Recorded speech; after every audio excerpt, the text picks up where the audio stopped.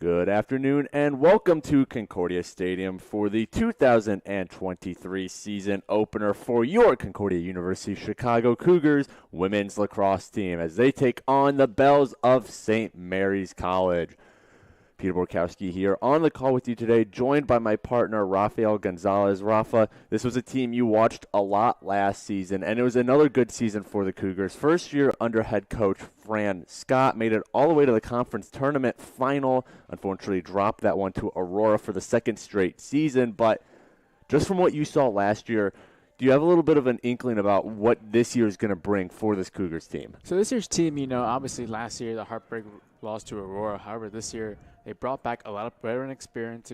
You have Riley Ornstein, obviously last year, who scored 38 goals, was an all-team for the NAC. And then you have, of course, senior goalkeeper Ryan McGee. She was the first team in the conference. And this is a team that, they have a lot of confidence in themselves this year, and they believe that they can actually win the conference this year and knock off Aurora. Well, now, one of the challenges for this team is despite all these returning players, the couple of which you just mentioned, they are losing two of their top three scorers. The Cyrus sisters, Elizabeth and Emily, both graduated. 48 goals for Elizabeth, 22 for Emily. Those were both all-conference players. Elizabeth, first team all-conference last season. Emily made the second team. So despite all this returning veterans for the Cougars, they're losing some really important players, and they're going to need some of these younger players, some of these more who've been kind of role players in the last couple of years to step up in the absence of those Cyrus sisters. Now, let's talk about the Bells a little bit. They had a very successful year last season, made a run all the way to the NCAA tournament, won the Mid-American Intercollegiate Athletic Association tournament against Trine in the final 19-15, and then dropped their first game in the NCAA tournament to Catholic in the first round. That was a 27-5 score, but Rafa, this is kind of a similar team to the Cougars, and it's smaller numbers, right? They don't have a lot of subs coming out of the box, but these are very hard-working players on the field, and despite their size, they are going to give you a fight every game. This St. Mary's team, it's going to be a good challenge for the Cougars opening day here. It is going to be a really good challenge for the Cougars, and the St. Mary's team, they're led, of course, by their senior midfielder, Erin Dotson. Last year she had 43 goals along with 16 assists, and then last year as well you had the freshman now turned sophomore, Christina Singler. She comes back with 16 goals last year and 5 assists. So she's looking to have a breakout year in her second year. Well, we'll see what today brings. Now, the interesting thing about this Cougars team as well is there isn't a ton of youth on it. They brought in a couple new players, no new recruits actually, but they did have a couple girls join the squad after the school year started, so some less experienced players. But like I said earlier, these are players that are really going to need to step up in the absence of those Cyrus sisters. As the Cougars, they have the pieces to really make a run, hopefully finally get past that tough Aurora team who always gives them trouble in the preseason NAC polls. Aurora ranked number 1, Cougars ranked number 2. That's how it's been the last couple seasons, and I expect that's what it's going to be again this season as well. We wait for starting lineups and the national anthem. A little sneak peek ahead at what this season holds for the Cougars. Now, they already started with a preseason exhibition last Saturday at Lake Forest College. Then they'll have a couple more non-conference games up until April 1st. That's the opening of NAC play when they welcome Marian University to Concordia Stadium, And then it's NAC play all the way through the rest of the season, except the last game of the year is versus University of Wisconsin-Eau So a little bit of a final non-conference tune-up before they hit the NAC playoffs. We have about 3 minutes and 50 seconds left. Rafa, I had a chance to speak to Coach Scott before this past week in one of our coaches' interview, and she said a key for this team is really going to be consistency, especially with all these new players who need to step up. It's about them finding their rhythm, and then those veterans, the players like Riley Ornstein, who we mentioned, and as well as Bryn Beto, kind of finding that consistency and playing well buzzer to buzzer, because that's really what this team's going to need when you lose some of your high-scoring stars from last season. Yeah, not only that, they're looking to make a much more smoother transition from last year. Of course, Coach Scott came in late before the season began. She talked about as well for your interview during the week how at first it was a bit of a struggle, and as the year continuously progressed, the team got better as a whole. Hopefully this year the team doesn't have to go through that adversity like they did last season. Well, the girls are making their way to the sideline. Meanwhile, St. Mary's on the left side of your screen right now, talking things over one more time before they kick off their 2023 season as well. Opening it against the Cougars today, and then they'll take on Beloit College, a fellow NAC opponent for the Cougars, on Friday, March 3rd. And then MIAA play will start in early April when they take on Hope on April 7th.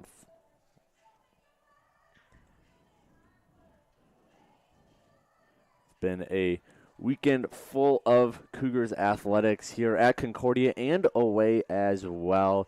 Women's lacrosse, one of the final contests of the weekend. A little bit of a rundown yesterday. Softball opened up their season versus Lake Forest at the ballpark at Rosemont. They took care of business there, winning that game 6-5.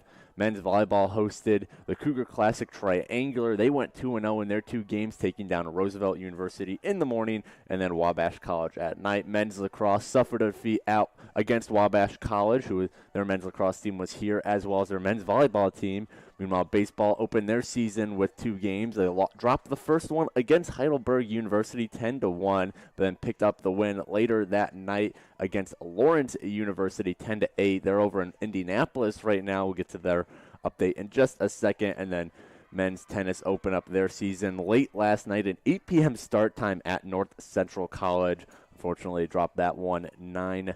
And then today we got women's lacrosse here at CUC.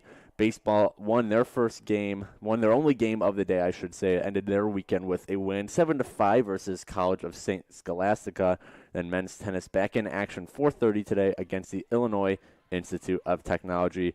Rafa, spring sports are in full swing here at Concordia, and it's an exciting time to be a Cougars fan, especially after the winter where, you only have the basketball playing, you only have the two basketball teams playing, so it's a bit of a dry period now. Everyone's back in action, and it just feels good to see all these teams out there, and it's been a nice weekend as well. Beautiful 40-degree weather, which, late February in Chicago, you never know what you're going to get, so sunny, 40 degrees. I'm sure these lacrosse teams are happy to be out here.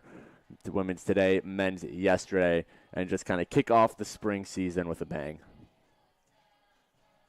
Indeed, we're looking for an exciting game today. And as you mentioned, obviously, spring sports coming back. Obviously, men's volleyball, they've kicked it into gear already so far.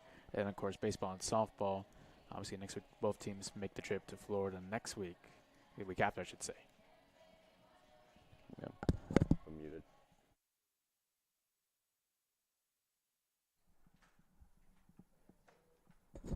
Well, the clock has hit 0, so we're going to send it down to the field for you now. Starting lineups and national anthem coming up, and then women's lacrosse between the Cougars and Bells right here on the Cougar Sports Network.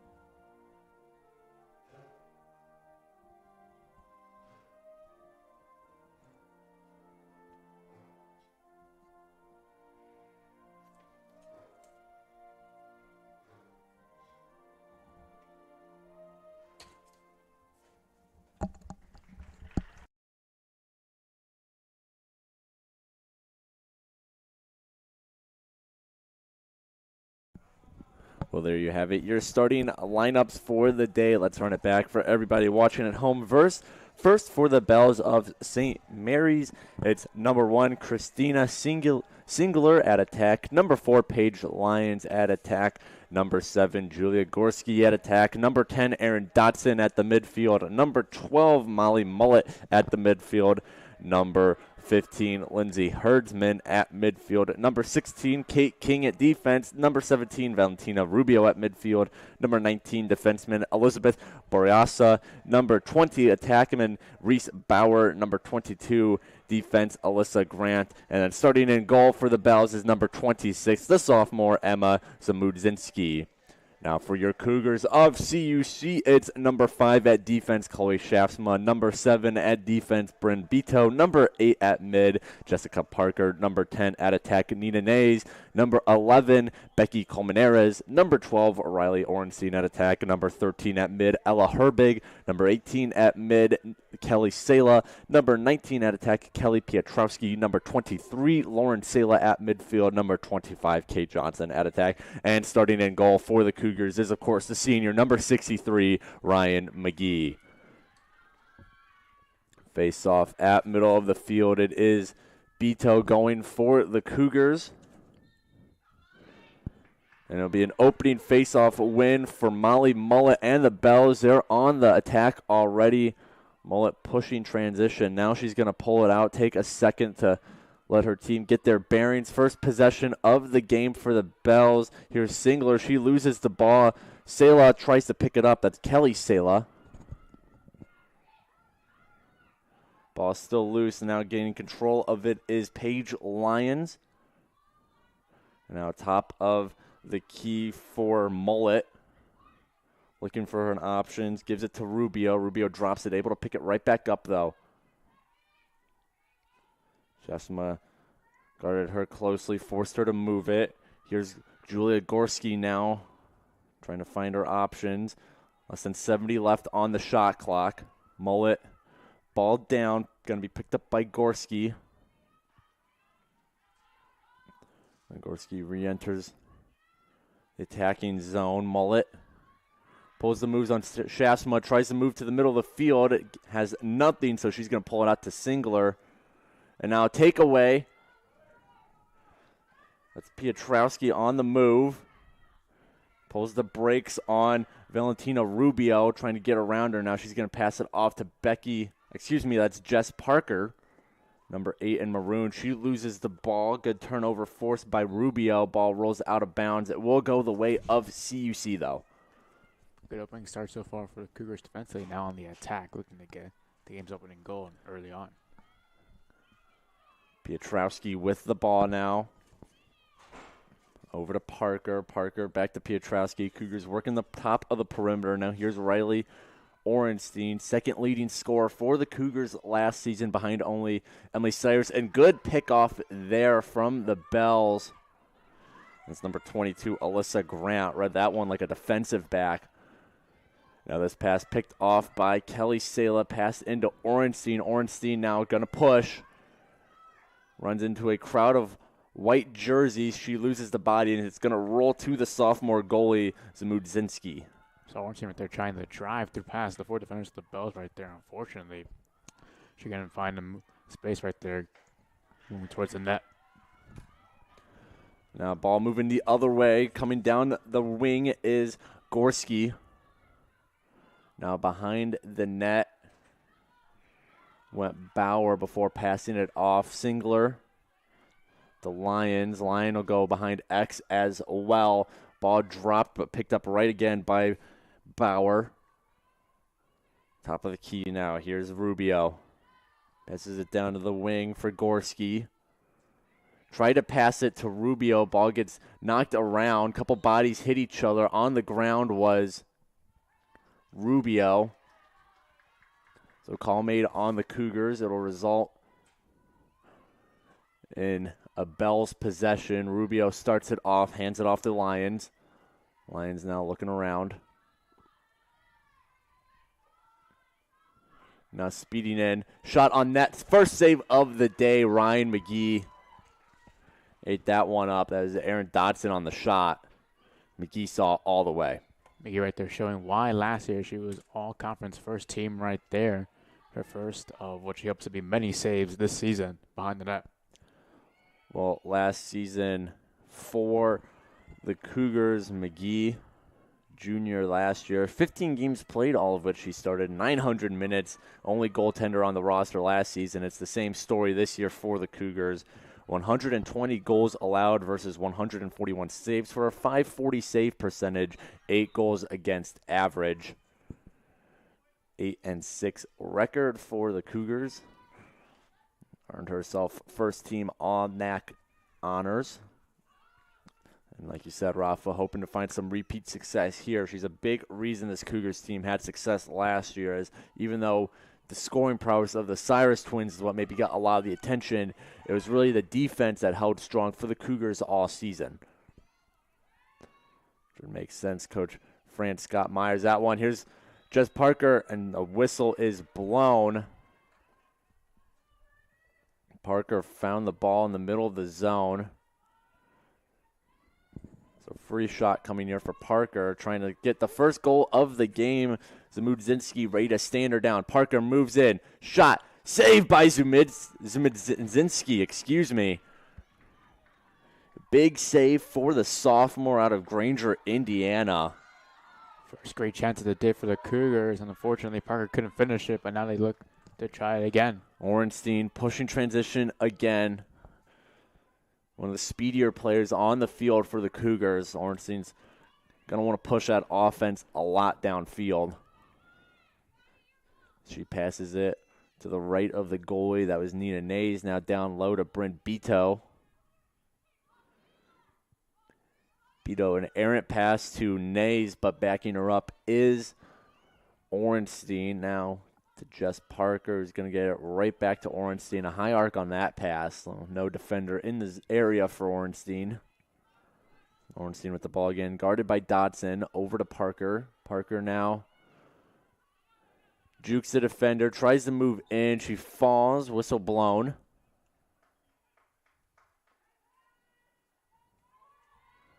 And another free shot coming up for Jess Parker. See if she can get some redemption for her last shot. This one going in, and it's in the goal. Good goal given to Jess Parker. And that is the first strike of the season for the Cougars. Good finish right there by Parker. Pass to Minsky right there. Good effort on her that time. And also not only that, just having the confidence and the composure once again. And this time, it works to her advantage.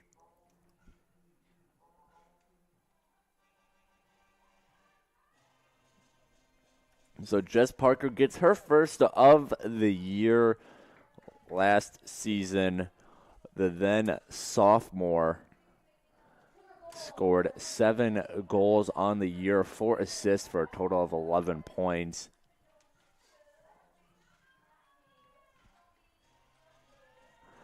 So she's already on her way to matching last season's total in goals. Started 14 games, played in 15 total. So now with the Cyrus sisters moving on, Parker's expected to get an even bigger role, as a lot of these Cougars players are, with 2 of their top 3 scorers on their way. And face off now. Ref sets the ball. Popped up. Ball on the ground. Picked up by the Bells. Whistle was blown. I think the Bells were going to get possession anyways. Now here come the Bells, middle of the zone. And whistle blown.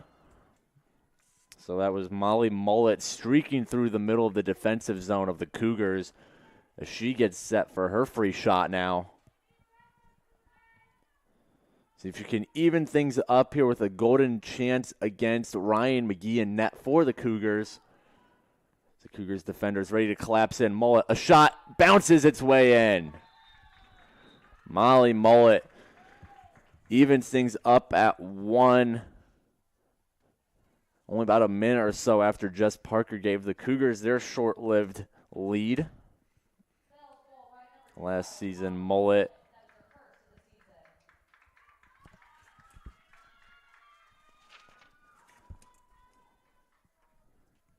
did not appear in last season's game, so the senior off to a strong start this year, looking to make up for some lost time. Yeah, her last start, we have to go back to 2021, so during her sophomore year when she had 25 goals and 14 assists.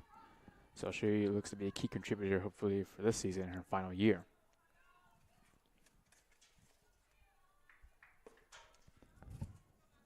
Ball back at the face-off line now. Of the two face-offs we've had already, the Bells have had control over it. Clean win the first one, and now clean win here by Mullet. So face-off absolutely dominated by the Bells. Mullet now coming in. Shaftsman is able to deter her out. Passes down to the wing. Now it's up top to Rubio. Rubio looking around. Pass off to Aaron Dotson. Over to Mullet now, the goal scorer for the Bells. Ball loose. Mullet able to recollect the ground ball. Behind the net. Now here's Rubio. Tried to get a shot off, I think. It ends up being a pretty nice pass to Mullet at X. Now it's Singler up top. Looks to the middle. Shot. Goal! Julia Gorski, the junior out of Indianapolis, Indiana, gives the Bells a lead. And just like that, Rafa, this game went from being a 1-0 Cougars lead to the Bells striking twice in quick succession. They now lead CUC 2-1. So the question now is for the Cougars, how do they adjust and regroup? They were up 1-0, as we mentioned. Now they've allowed 2 consecutive goals unanswered, putting like a minute and a half of each other. So now, how do they bounce back? How do they regroup, more importantly, the remainder of the first period? Last season, the Bells scored a total of 285 goals, an average of 15.83 per game. They let up 14.02, so despite the high scoring, this is a team that gave up a lot of goals as well. So see if that remains true this season.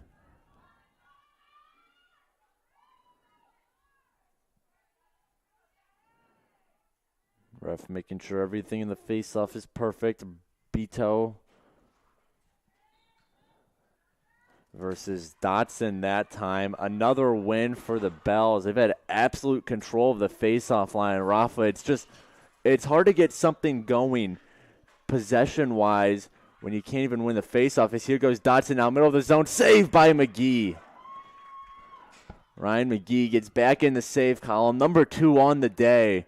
That was a golden opportunity for Dotson. Speed coming down the middle of the defensive zone, but McGee stood tall, shot that hand over, and able to make the save.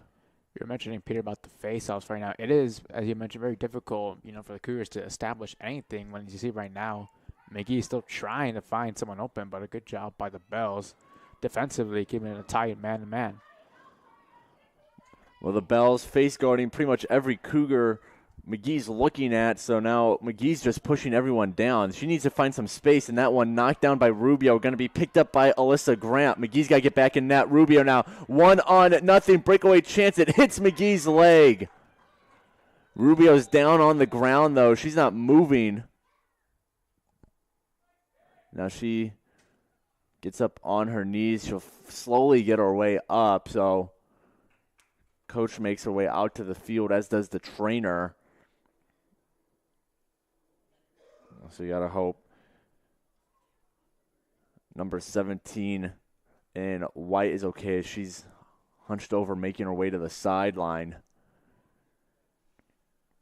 So while we hope that Rubio's okay, let's talk about that save there, Rafa. That was a breakaway chance for Rubio, and McGee didn't really do anything special, just stood her ground, and Rubio ended up hitting, I believe that was McGee's right leg, able to kick that one out and make the save. But that was a big save there. That was about as good a scoring chance as you're going to get. It really was a good opportunity right there for Rubio, and credit to McGee right there for the save. But it all started going back to, we mentioned how well the Bells were doing defensively, guarding up all the Cougars players. And because of that, they forced McGee into essentially a double team right there, passing the ball, which led there to a 2-on-1 opportunity for Rubio. Well, and I think we're going to see that strategy a lot from the Bells in terms of riding the Cougars on clears, as McGee's a pass-first kind of goalie. So if you lock all of her options down in the passing game, you're going to pretty much freeze the Cougars like they just did there. So Cougars are going to need to find a way to get some space, use some off-ball movement on the clear to give McGee those open passes. Now here comes a free shot for Mullet. She's already got one on the day. It was the first goal of the day for the Bells. McGee stands tall. Now she's going to pass to the middle. Shot, it's in! Erin Dotson, goal number 2 on the day, went 5-hole on McGee. And ever since the Cougars were able to get that first goal off the Jessica Parker free shot, it's been all Bells. So they've scored 3 consecutive goals, and that's going to force Coach Fran Scott Meyer of the Cougars to take a timeout. So, Rafa, we're going to keep it here in the booth, though, and I guess I'll just reiterate what I just said. Cougars struck first off the Jessica Parker free shot. You know, good job getting into the zone, able to draw the foul, draw the whistle. But ever since then, it's like the Bells have kind of turned the corner. They've almost turned the notch up a little bit because face-off-wise, offensively, it's been all Bells. They're moving the ball well. They're finding open space.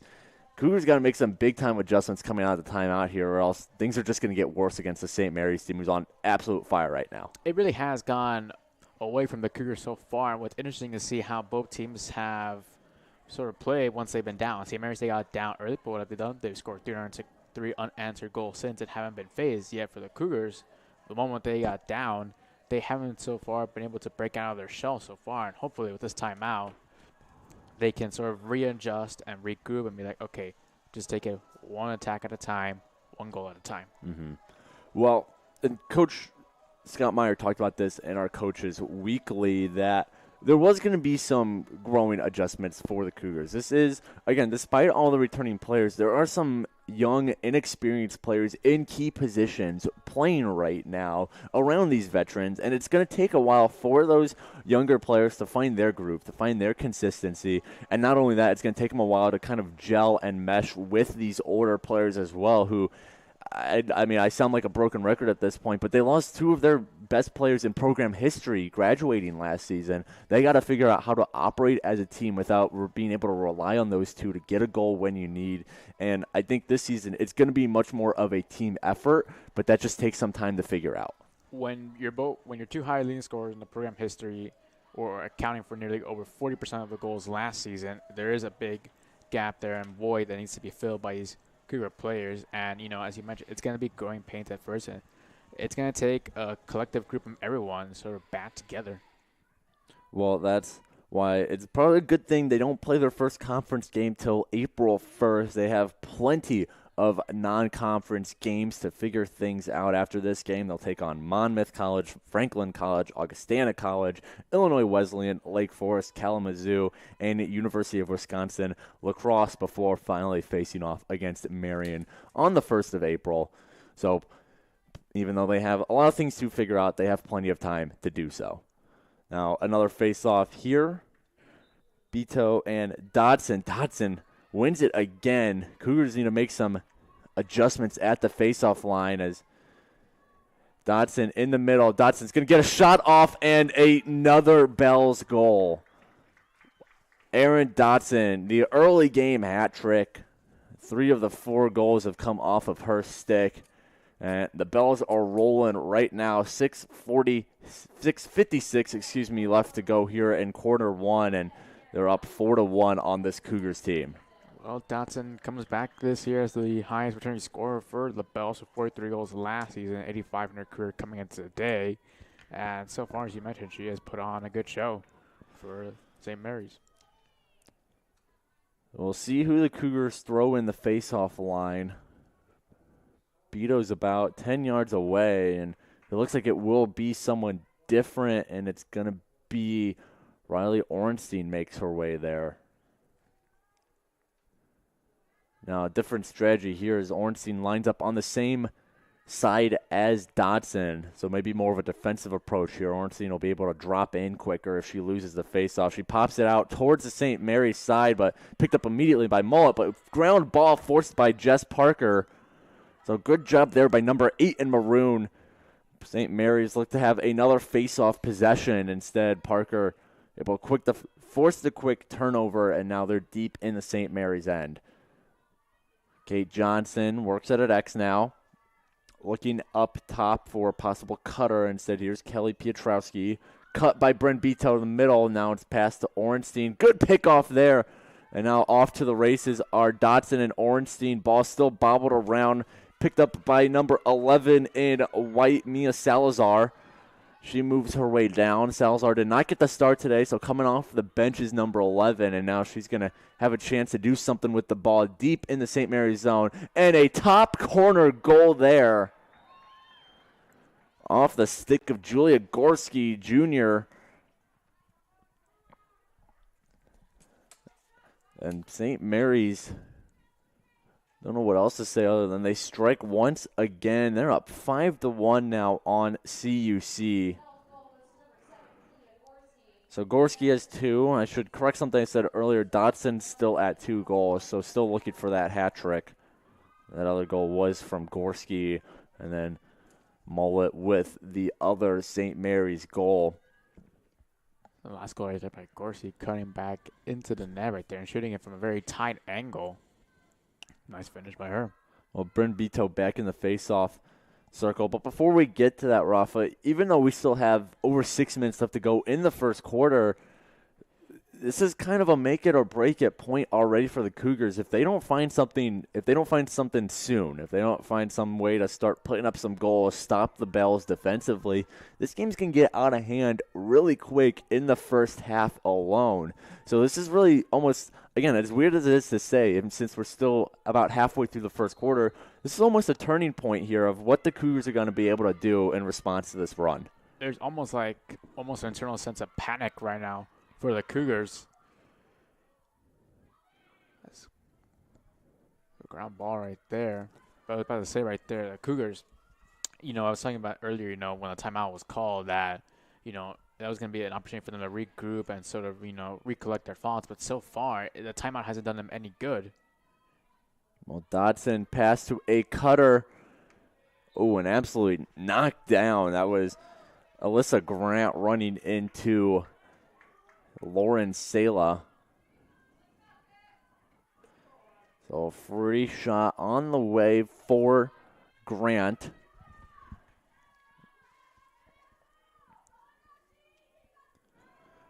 Grant set, waits for the whistle, switches hands to try to throw McGee off balance. It's in her right. Grant moving in, shot, saved by McGee. Ryan McGee comes up big on the free shot, denies Grant the goal. And now the Cougars, they're moving the other way. And Rafa, that's something we might need to see. And I know it's a lot to ask for out of your goalie, especially when these shots that are going in they're not, gimme saves. These are hard shots that you can't really expect any goalie to save, but maybe this is where it needs to start, is McGee makes that big-time save, able to push transition immediately. Again, I know it's a lot to ask for out of your goalie, but that's one way to kind of kickstart things. All it takes is one play to change the momentum in this game, and we'll see whether or not that save by McGee uplifts his team. Well, a loose ball scooped up by Zamudzinski. Now trying to work her way up was Alyssa Grant, guarded closely. She's going to throw this one away. Oh, nice save there. Lindsay Herdsman got there before it went out of bounds, and now St. Mary's trying to push it upfield. Great effort out of the graduate student from Rockford, Michigan. Now ball still loose on the Cougar side of the field. Picked up by Reese Bauer.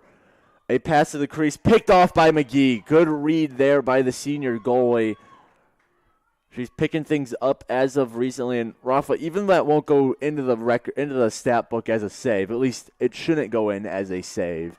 It's plays like that really separate the good goalies from the great goalies. Those great goalies who are able to make the plays other than just saving the ball, who are going to be able to force other turnovers, whether it's scooping up a ground ball or picking off a pass like that. That's what separates goalies like McGee from the rest of the pack.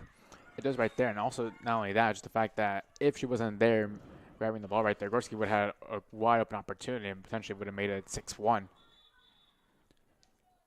So whistle blown on the Cougars' start to the possession. I think this ball is going to be brought back. It's going to be started by Ella Herbig, a freshman on this Cougars roster. One of those players I mentioned up top who joined the roster late this season, was not recruited to this team, but still out there. Got the start today, looking to provide some impact to a Cougars team who needs some numbers on its sideline, as they currently don't have any dressed players on the sideline right now. All their dressed players are on the field.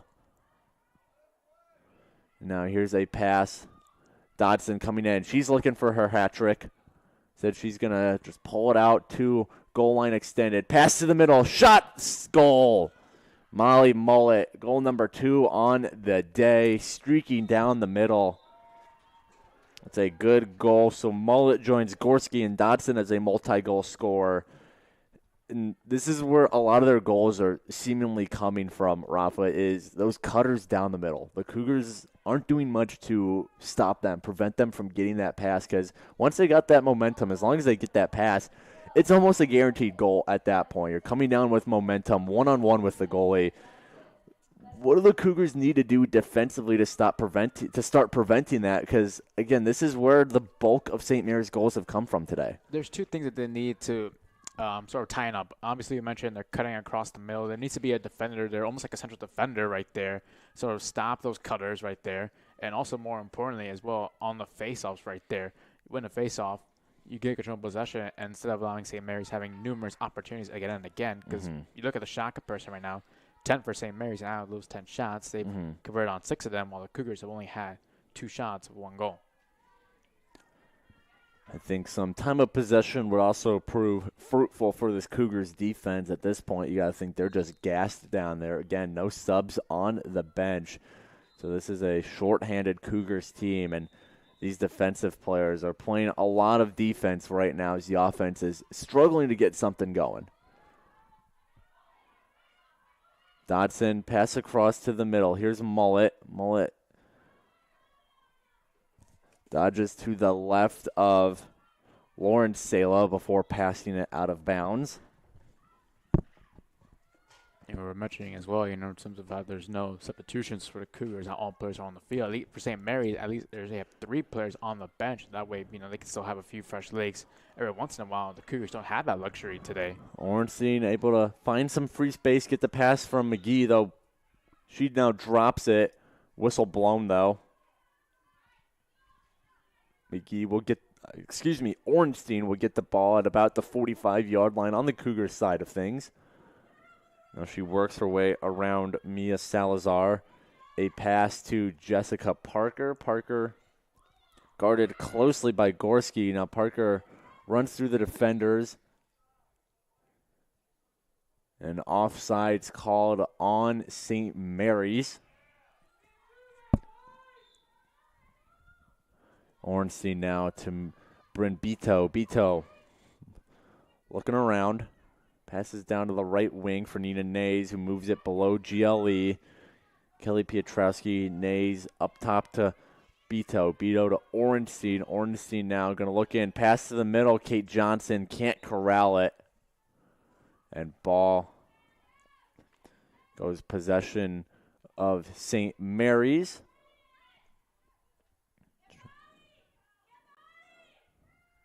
Trying to clear it was Herdsman. She's just going to give it to Zamudzinski. Ball on the ground, still on the ground, picked up by Nays. Nays stands at 6 feet, a senior out of St. Louis, Missouri. Here's Ornstein now. Got the pass from Nays, top of the key. Puts the moves on her defender, tries to cut inside. She finds a goal scorer in Nina Nays, right on the doorstep, able to put it over Emma Zamudzinski. And the Cougars finally stopped the St. Mary's run. That was a 6-0 run from the Bells. Nina Nays now gets them back on the board. And, Rafa, I mentioned it a second ago. Nina Nays stands at 6 feet out there, one of the taller players on this field. So You stick her in the middle of the crease, right in front of the goal. You loft her a pass up top. It's like when you have a tall wide receiver in football. You can kind of throw that one above the heads of the defender. She's likely going to come down with it. All she's got to do is turn and shoot like we saw her do there. Yeah, she did a really good job right there, shooting across the middle of the net. Last season, she'd scored 11 goals and 4 assists, 15 points on the year last year. And, we mentioned it. All it takes is one goal for the Cougars to slowly build momentum and build confidence, especially late in the first and entering into the second very shortly. 32 seconds left to go in the first quarter. Ornstein versus that's number 22 in White Grant. So another face-off taker for Bells, and possession awarded to the Cougars. Whistle blown. But Parker still continuing play. Parker moves in, cuts to the middle. Parker cradling her stick, looking for an option. She gets knocked down to the ground on her way down. Tries to pass to Shasma. Now Shasma has to get the ball in. Trying to find some space. Guarded closely by Herdsman, and now whistle blown. And that will be it for the quarter. The buzzer having some difficulties here at Concordia Stadium, so refs blow the whistle to represent 0 seconds left on the clock. So that'll do it for the first quarter of Cougars women's lacrosse on the season. However, that quarter belonged to the Bells of St. Mary's. They score 6 straight on the Cougars to take a 6-2 lead into the second quarter. So we'll be back in a second on the Cougar Sports Network. Bells taking on the Cougars.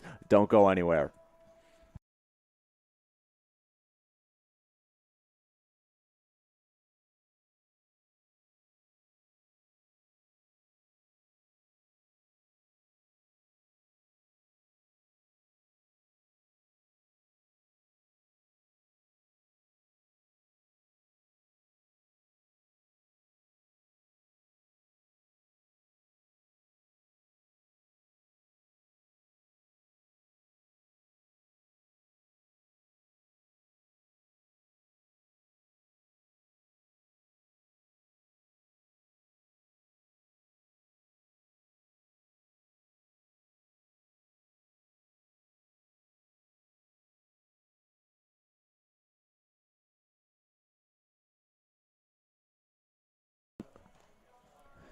Back here at Concordia Stadium, second quarter of women's lacrosse about to kick off. Cougars taking on the Bells of St. Mary's, but it's been Bells so far today. 6-2 lead here in the second.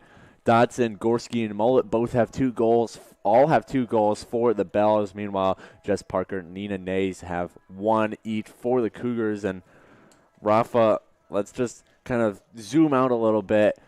What did you see in that quarter? What are the Bells doing that's leading them to success offensively, and what are the Cougars doing that they're why are they struggling a little bit? I guess let's put it that way, as they're still looking to kind of find that consistency offensively. So starting first with St. Mary's, what they've done well so far is winning the face-offs, and also that we mentioned the majority of their goals so far scored by Dotson, Gortsky, and Muller have been cutting across the middle. The struggles that the Cougars have had so far in this game is that they lack an identity offensively. Now, last year when they had the Steiner sisters, both of them were a lot more known for driving across the middle, and just shooting on net. But this year, they don't have both of them. So right now, they're looking through an identity. They've tried several sets offensively so far, looking for a cutter here and a cutter there. But so far, they're struggling right now, and it's part of the growing pains of losing your 2 best players offensively last season. Well, one of those growing pains, and it's something a lot of teams deal with at all levels of sports. When you lose a star player who can really take the game into their own hands, go out and get you a goal when you need it, you have to learn how to play as a team after that. You have to learn that you can't just rely on 1 or 2 players to kind of snap their fingers and get a goal for you. Everyone has to work together. Everyone has to find an identity and play into that identity. And like you said, Rafa, is a great point that this Cougars team is looking for that identity, looking for that offensive scheme that's going to lead to goals as a team. So the 2 squads make their way back out to the field. Cougars now on the left of your screen, going left to right. Meanwhile, the Bell is going right to left. Face-off will be Singler, and that's Bryn Beto. I think that's another reason for the face-off success the Bells have had, Rafa, is that they keep throwing different players in there. We've seen Singler, we've seen Dotson, Mullet. We even saw number 22, Alyssa Grant, take a face-off. And it's hard to kind of get your feet under you face-off-wise when the other team keeps throwing different people out there. You don't know how they're going to play. You don't know how they're going to play, how they're going to take their face-offs. There's a good save by McGee. But it just throws you off balance when you have to adjust to a new face-off person almost every time. And not only that, it created the same Marys, you know. I mean, we've seen so far the Cougars showing it to find one player to take face-offs. You have, for the Bells, they have numerous players who could take the face-off, and so far, that advantage has come handily for them. So ball working upfield from the Cougars.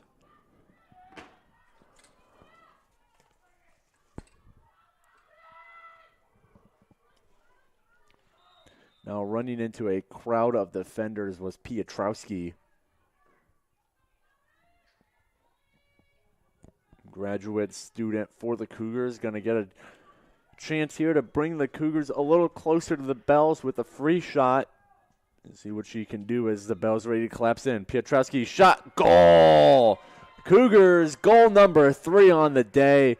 Kelly Piotrowski picking up right where she left off last year. The graduate student played her first season of collegiate lacrosse last year, made an all-conference team, and now is right back at it, first goal of the year. Great moment right there for the graduate student right there. And just like that, now the Cougars have scored 2 goals unanswered, and they're slowly cutting the deficit back in this one.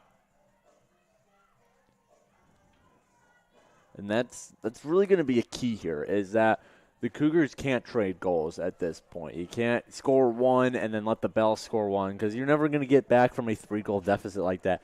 They have to go on runs. And lacrosse is, in its nature, a game of runs. Teams go on multi-goal runs all the time. The Bells went on their 6-goal spree. Now it's time for the Cougars to find something and respond back.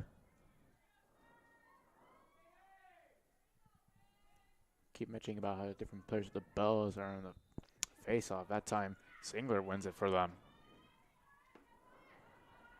So Dodson now. This is a very quick Bells team. Here's Mullet moving into the middle of the zone. Catch there from Paige Lyons as she came across the middle of the zone. Whistle is blown. So free shot coming her way, it looks like. This would be a big stop if McGee can pull it off here. Keep that deficit at 3. Lyons looks to make it 4. Lyons moves in.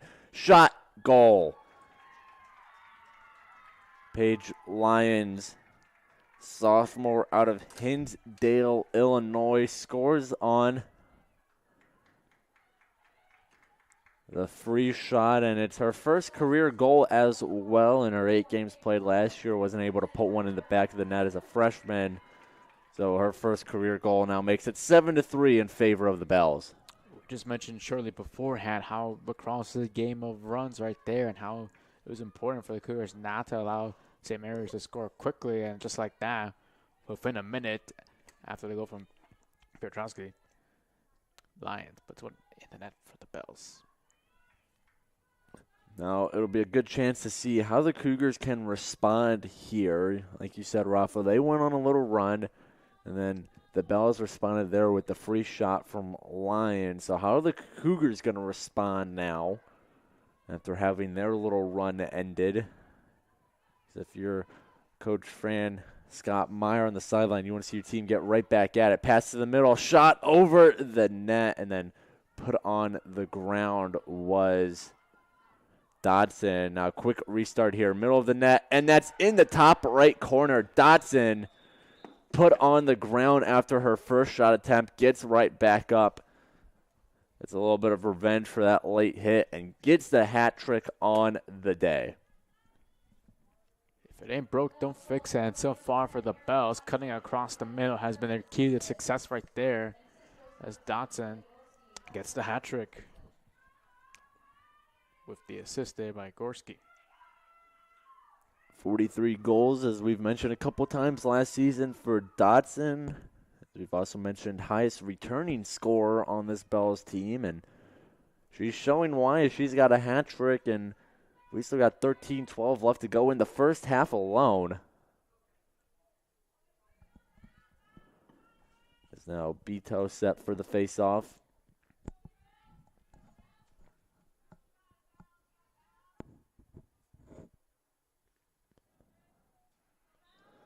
Ball popped up.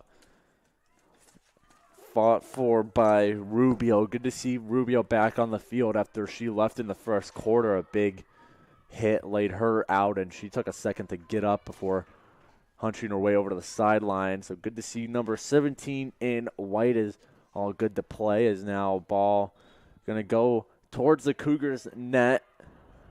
Dotson picks it up. Ball deflected. Here goes Orenstein, able to almost scooped it up. Instead, she drops it. Rubio fighting for it.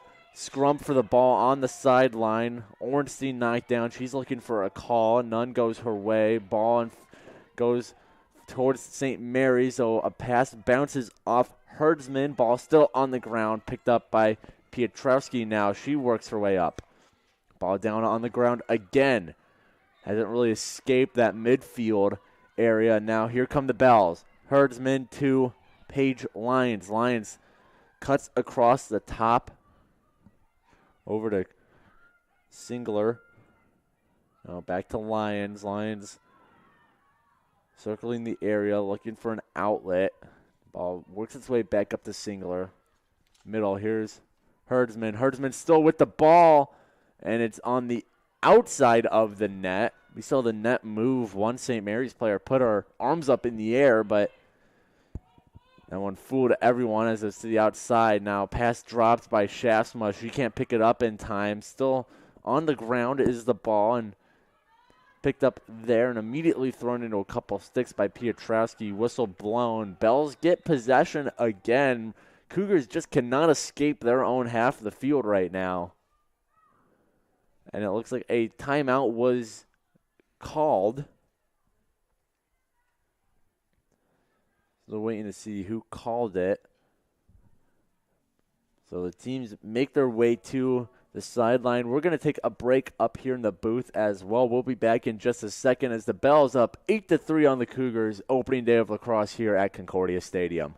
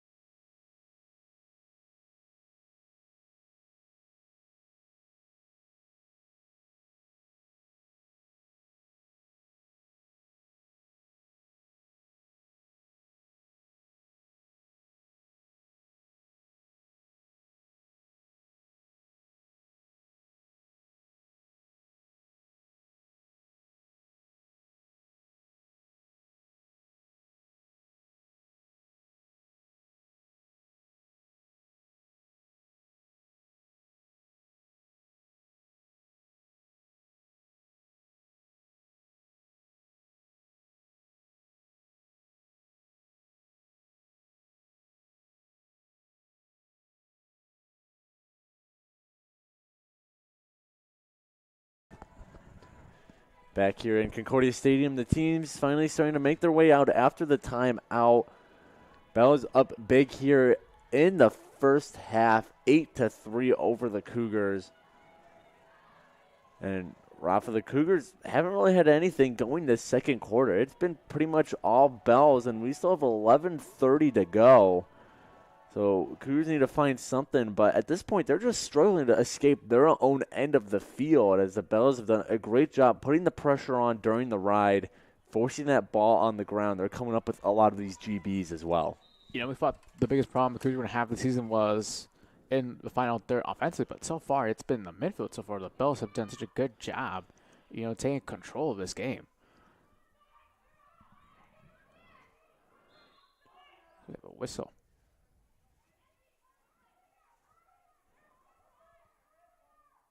Whistle blown. I think the couple Cougars are trying to point out that the Bells were offsides. The refs didn't see it, however, so now we'll have a couple of the officials talk to each other. Well, the draw controls 12-1 in favor of the Bells, which we've seen all day. And we've talked about it all day as well, just how dominant they've been in that draw category.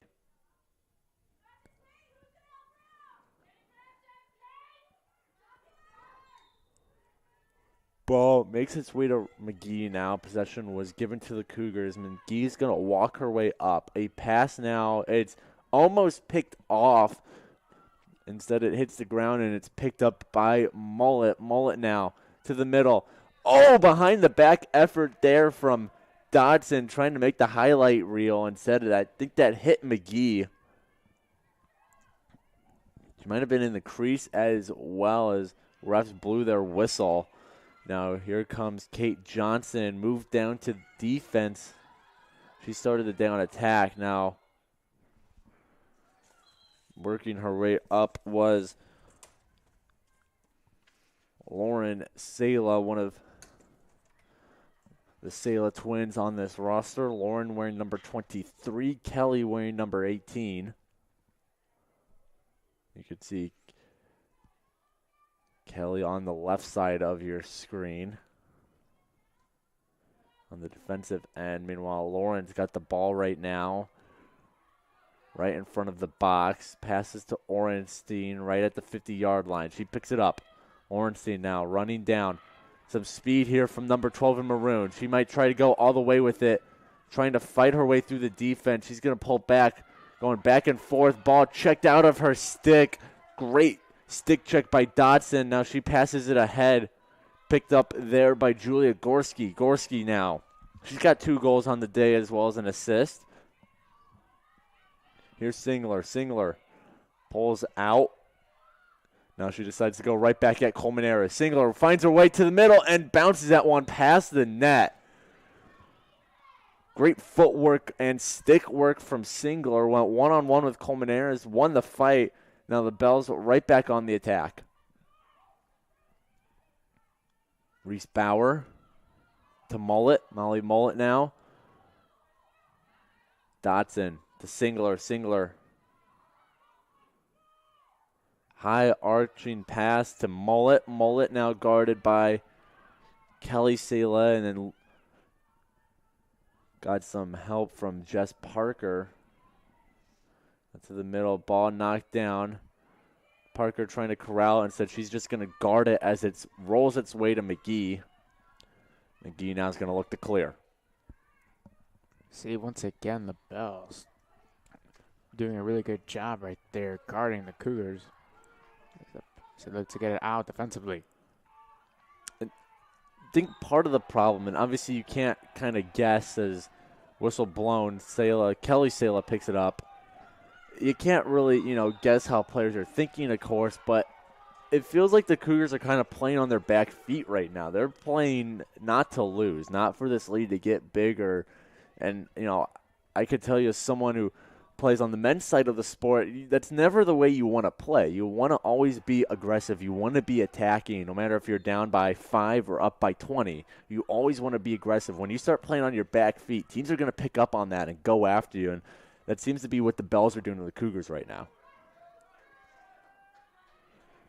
Jessica Parker tripped on her way. She tried to split Rubio and Mullet. So whistle blown. Parker gets the ball right back. She goes after Mullet. Mullet has the size advantage. Mullet standing at 5'11", Parker 5'6". Now Singler switches on to Parker. Runs her into Bauer. Now Parker still finds her way through the middle. And that pass to Pietrowski rolls out of bounds. It's going to be ruled a pass. I think Pietrowski tried to sell that one as a shot. Something everyone tries to do. The offensive shows continue for the Cougars so far, only having 4 shots so far in this one, while the St. Mary's got 18. Well, and now we have a reversed call here. At least it looks like it. There's maybe a little confusion now. Ball does end up with White. It ends on the goalie sticks Zimodzinski. She's only made 1 save on the day. She's only had to face 4 shots, though. Now Gorski going to work on Colmenares, passed up Mullet. She's got an open lane. Defense collapses in on her, though. Good way to eat some space. This pass off the top of Paige Lyon's stick, and she's fighting for it with Kelly Sala. The 6-foot Kelly Sala versus 5'6" Lyons. Lyons showing some tenacity there as she gets it back for her team. Mullet now past the middle. Dotson over the top of the net. Closest one to the ball was Becky Colmenares, and McGee now goes out to grab ball off the end line, start the Cougars transition. What's been interesting so far for St. Mary's is that, we talk about the Cougars obviously losing the Sirenses, but for St. Mary's, on the other hand, they've lost this past season 3 40-plus goal scorers this year, and yet so far it hasn't been an issue compared to the Cougars. Well, despite all those goal scorers, the Bells did lose. It helps when you have one 40-goal scorer coming back in, Aaron Dotson. You still have one of those players that you can kind of rely on if you need a goal. Not to mention a couple other high-scoring players like Christina Singler, who had 16 last season. Julia Gorski had 12. So not a roster completely devoid of experienced goal scorers. Now this pass to Singler. On the wing is Dotson. She's got a hat trick today. Here goes Grant. Grant to Singler. Singler. They just keep sweeping across the top, looking for something in the middle. Dotson! Nice shot there. Caught it up high, immediately pulled it low, and bounced it past McGee.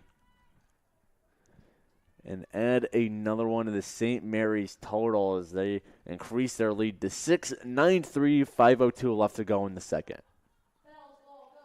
So Dotson scores again right across the middle. So far, the Cougars just haven't had any answers for those cutters.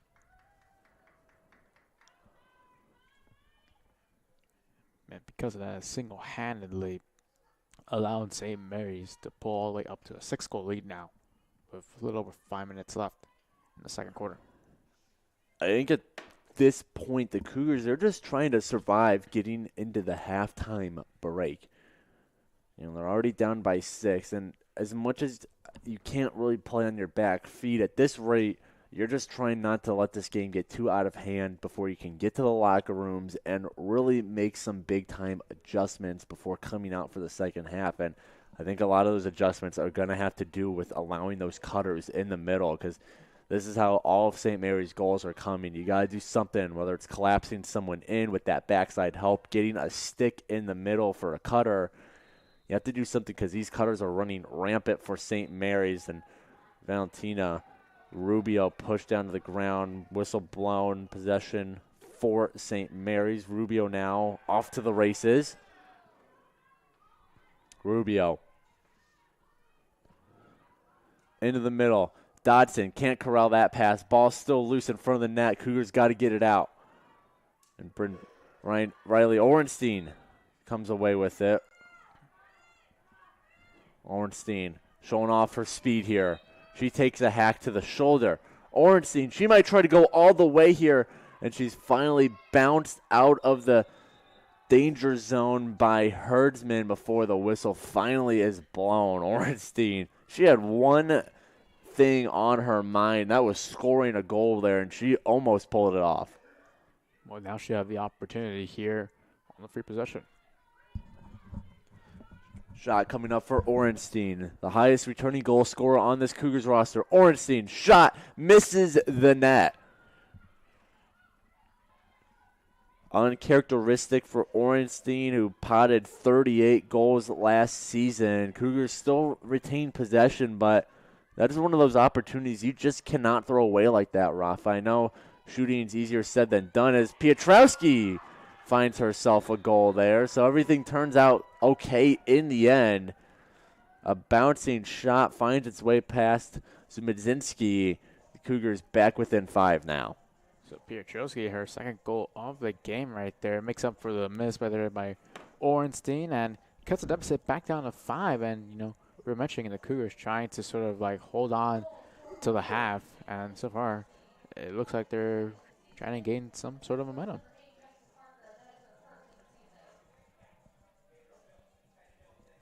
Well, Piotrowski, a little bit about her background and why she's been so successful for the Cougars in her short time here as a grad student is she's coming from St. Francis, where she was a soccer player. So even though she might be lacking some of those traditional lacrosse skills like, your stick skills, your shooting accuracy, passing ability, she already came in with a lot of inherent athleticism. I mean, being a soccer player, I don't know if you need to tell anyone this, but some of the best athletes out there do just how much running they have to do. Piotrowski brought all of those skills in, and she's picked up the lacrosse skills up pretty quick as well, and that's why she's turned into such a good weapon for the Cougars, again, despite not playing lacrosse before last season. Face off one right there by Vito, and now here we go. The Cougars now offensively, they're going to have another chance to put another one up here. The Cougars able to, I think, keep this within 5, even bring it within 3 or 4. I think that would be considered a win going into the halftime break. They've been down as much as 6 goals today. It was 9-3 for a while before that Piotrowski goal. Speaking of, she brings it over the top before handing it off to Ornstein. Ornstein now cuts in. Ornstein, and a whistle blown. So Ornstein with the free shot coming up. Golden opportunity here for the Cougars to get some momentum going. 9-4, Ornstein. Can she make it 9-5? Facing off against Mudzinski. Ornstein comes in. The shot hits the top crossbar.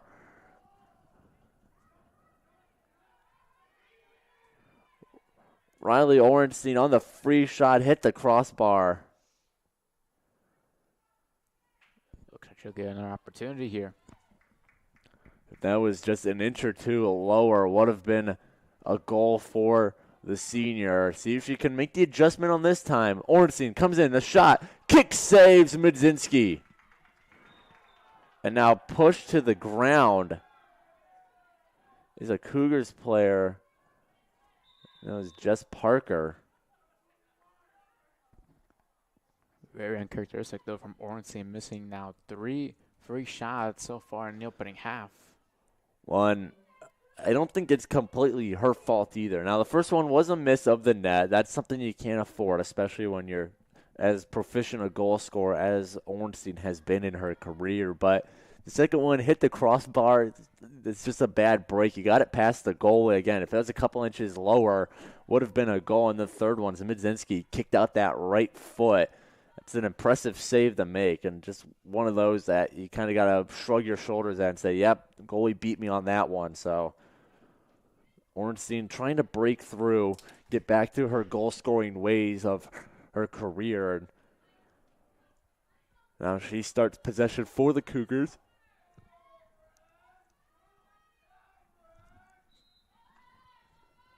Ornstein. Lauren Sela. Ball misplayed by Kate Johnson, though she gets it to Bryn Beto. 2:50 left to go here in the first half. Beto, that pass, don't know, I think it looked like it was deflected. It could have just been a spiked pass as well. Shaftsma picks up a ground ball. She's pushed over now. Well, if you're going to say one thing about this St. Mary's team, Rafa, this is a physical team. Cougars have ended up on the ground quite a lot as of the last couple minutes even. This is a St. Mary's team who they came here to play. They're going to be physical. They're going to put you on the ground, even if it means getting a whistle. It's been more of like a physical versus like a finesse type of team. St. Mary's more of the physicality, and then the Cougars more trying to more of the finesse team. And so far, the physicality has been a big difference. So Shaftsma starts with possession. She sprints her way in. Shaftsma to Piotrowski. Piotrowski now at the top of the key to Ornstein. Ornstein down left wing. Lauren Sela. Ornstein runs into 3 defenders. Draws the whistle, though. That's been sort of the theme of this game so far for the Cougars. They haven't been able to drive because once they get right across the middle of the net, they met several Bell defenders. Ornstein runs in, trying to finally score on the free shot, and she does there. Riley Orenstein. She grabs goal number 1 on the season, finally converts on the free shot, and the Cougars, they have something going here at the end of the second. But, Rafa, let's talk about these free shots because they've had a lot of them already, and it's kind of like a good basketball player. There's almost an art to drawing the foul. I know some people kind of criticize the ability of doing that, you can only score when you foul, but that's part of the game is knowing how to drive in, draw those whistles, and give yourself a prime scoring opportunity. Don't hit the player. Hit the game. That's how the game is right there. And, hey, as long as it's in the rule books, take advantage of it. And Ornstein so far has had multiple opportunities, and just like that, eventually, she was able to convert one. Well, maybe that's something we'll see more of as this game goes along as well, is just aggressive drives to the net from the Cougars, because that's how you are going to draw those whistles. Is you're driving towards the net, defense slips up, gets a little too physical, which is Bell's team, like we mentioned, is a physical squad. So hopefully as the game goes along, Cougars decide to get a bit more physical, get a bit more aggressive with their drives, draw a couple more of those free shots, and kind of inch their way back into this one. Though here come the Bells. I haven't been down on this side of the field for a while. Mullet, she's just running in, and Mullet. What an effort from number 12 in white. And if you're the Cougars defense, you got to stop that. She ran almost basically from the draw all the way to the net, and that's just something that you cannot have defensively, is let a player do that to you. You got to put a stick on her at some point. There's nothing more frustrating for a team, especially defensively, when they concede a goal immediately after scoring one. And we saw right there the physicality presence right there by Mulch, able just to shove past those Cougars defenders. And right there is the big difference that they have had in this game compared to CUC in the drives. Well, the Cougars were within 4 just 20, 30 seconds ago. Now they're back at a 5-goal deficit. And there's about 2 minutes left to go in the half. And you got to think right now the Cougars, they definitely don't want to concede another goal. Let's keep this one at 10 goals at half. But I think their mind right now is on, we need to get another goal. We need to get another goal for morale. You just let one up after you just scored. Get another goal here. Cut the deficit to 4, which in the game of lacrosse is a very manageable deficit to crawl back from. Make your adjustments at half. Come out firing in that second half. And not only that, the key for them in the remainder of a minute and a half is just to not concede. If they're not going to score, the bare minimum is we can hope for is that they don't concede one and keep it only at a 5-goal deficit. And stepping out of bounds while fighting for the ground ball was Alyssa Grant, native of Oak Lawn, Illinois, Mother McCauley High School. And here's Shaftsma now up top to Orenstein, who gathers the ball off the pass. About 17 seconds separating the shot clock and the game clock before the end of half. So Cougars can run this one about all the way down. Like we said, that's a good way to keep Bells off the scoreboard at the end of the half, and then hopefully get another one as that pass just missed the stick of Piotrowski. Great cut there from number 19. Just wasn't able to come down with the 2 high passes. This one's rolling out of bounds, and it'll go the way of the Cougars. They have 28 seconds here to pot another goal before they head to the locker room. Shot clock is a non-factor now. Nina Nays, she's got one on the day. Shaftsma cuts in. Pass to the middle. Beto misses it. Ball loose now, scooped up by Dodson. 10 seconds left on the clock. St. Mary's, they got to turn on the afterburners here. There's 3 seconds. Pass to the middle. It's going to take a bounce, and that will do it for the half. The clock hits 0. So we are 1 half down of lacrosse here in the 2023 season. Cougars welcoming the Bells to Concordia Stadium for the season and home opener, and they find themselves down by 5, 10-5 after 1 half.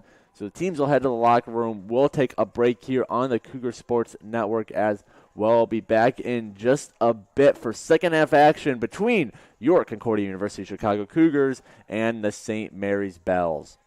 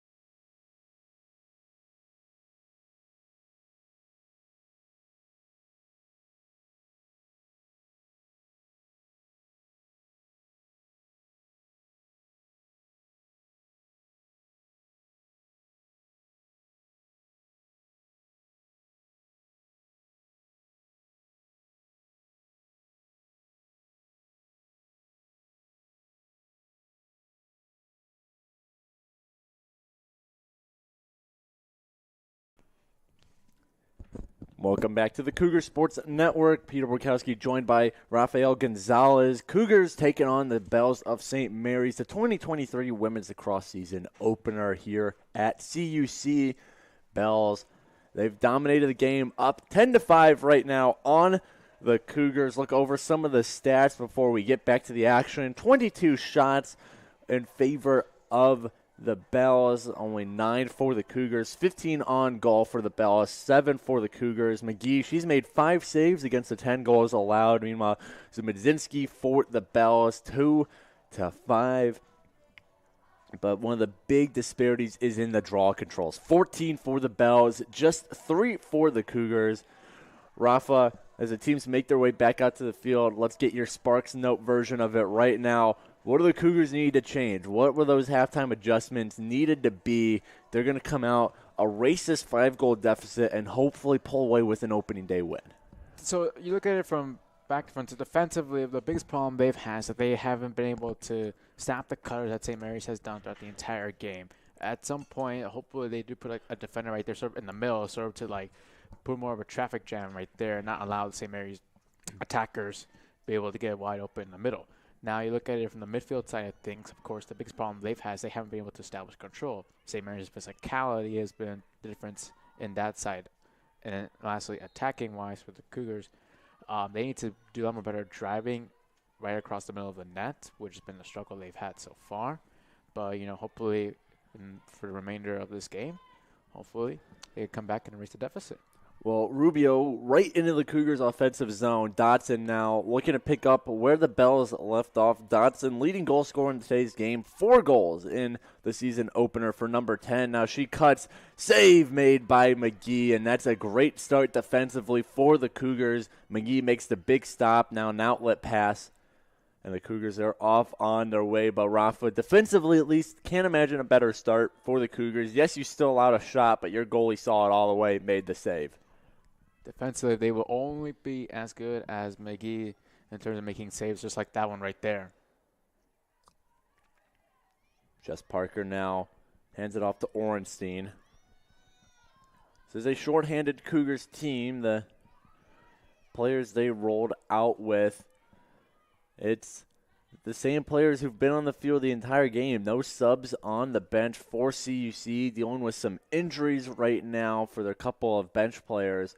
As Ornstein now cuts to the middle, that ball deflected away, and now Shasmo will pick it up. So this is as much a test as in terms of lacrosse skill and lacrosse IQ as it really is just endurance, Rafa, for this Cougars team. As these players, they got to go out. They have to play a full game, really no subs. You're going to get some breaks here and there at the other end of the field, but this is just about as much stamina as it is just pure skill. Yeah, and the problem that they have, the Cougars, is that you mentioned, of course, having to play the full game. And, St. Mary's, they have, right now 2 substitutions on the bench if they need them. And for the Cougars, the problem is not only for today, but for the season, depending, of course, how injuries deal with them, they're going to be fatigued, especially later as the game continues.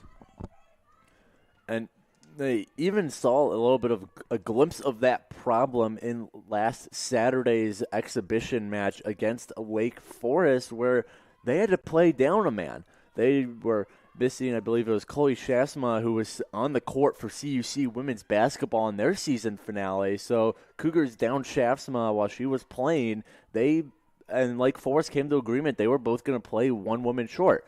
And that just shows that this is a team who has to keep their stamina up, they have to keep their endurance up, and they have to stay healthy. That's really going to be the big thing for this Cougars team, because at this rate, you lose a player, you can't play a full game right now. Now cut to the middle. Dotson a shot, misses wide left of the net. She gets knocked down on her way through. And I will say, Rafa, that's something this Cougars team has been pretty decent at, is following through with hits after the shot. If someone's going to cut through the middle and take a shot, you got to make them pay for it. Even if they score a goal, you have to make them feel that. And that ended up in the back of the net. It's immediately waved off by the official, though. Now they do give the goal to St. Mary's. There was a foul on the play, I believe, but in the end, the official The closest official gives the goal. Couldn't. No, it goes to Lindsay Herdsman, goal number 1 on the year. Herdsman, a graduate student. She was a senior last year on this team. She scored 1 goal all season last year, playing defense, started and played in 17 games, and now she's already matched her season total with 1 this game. Just like that, the Bells are back up to 6, and not the start that the Cougars wanted to start here in the third. Bernbito for the Cougars.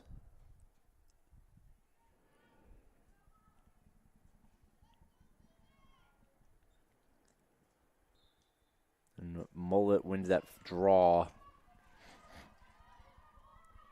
Rubio racing down now. Rubio cuts to the middle. Is going to peel out, though, and pass to Singler. Singler tried to get it on the wraparound attempt by Gorski, and it's knocked down. Ball given to the Cougars. Lauren Sela, to be specific, hands it to McGee. Now McGee's going to push her players down, trying to find some open space. Right now, McGee's still searching for someone to give the ball to, and again, St. Mary's. Well done there, defensively right there. Now the Cougars get a break as that one bounces out of bounds off the stick of number 24 in white.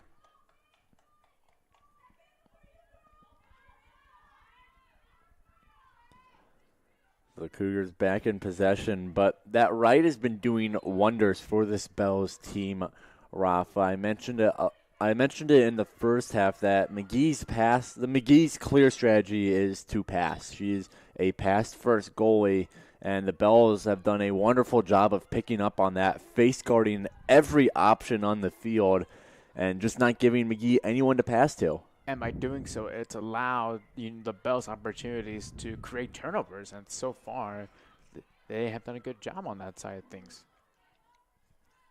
And really the way you have to beat that if you're McGee and the Cougars clear is you got to get that pass off early. If you stand around for a couple seconds, wait, the Bells are going to take that opportunity to latch on, start face guarding, and that's when you're going to run out of options to pass to. But if you get that ball right from the pass, right from the save, the ground ball, however McGee gets it, you look up, you immediately find a Cougar streaking upfield. That's how you're going to beat that. Dodson, that shot goes high left and out of bounds.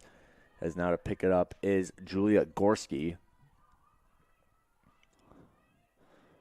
Gorski to Rubio. Rubio, a little sidearm pass to Dodson, who gets it to Rubio. That first pass came from Mia Salazar. And forced ground ball by Riley Ornstein, still struggling to pick it up. Finally does. Now she's going to take it behind X. Now she's just going to try to carry upfield herself. That's another clear strategy the Cougars might try to run, is just give it to a player, a field player, and have them take it upfield rather than having to rely on McGee to find the pass. As that ball ended up on the ground. Possession, St. Mary's. Singular. Rubio cutting in. Ground ball. Bouncing ball. Ryan McGee scoops it up. That one could have provided trouble. And now here's an early pass. No one in the vicinity, though. Now here comes St. Mary's the other way. A save there by McGee, I think. I believe that hit her. I think she got her body in front of that one. That was a good scoring chance off of Rubio's stick. Now Rubio doing some good individual effort, forced the ground ball, picked it up. Paige Lyons, ball still loose in the middle of the net. Colmenares and Lauren Sela both went for the ball at the same time. Now here's Dodson. Dodson with it. She's pushed out by Kelly Sela. Now Salazar.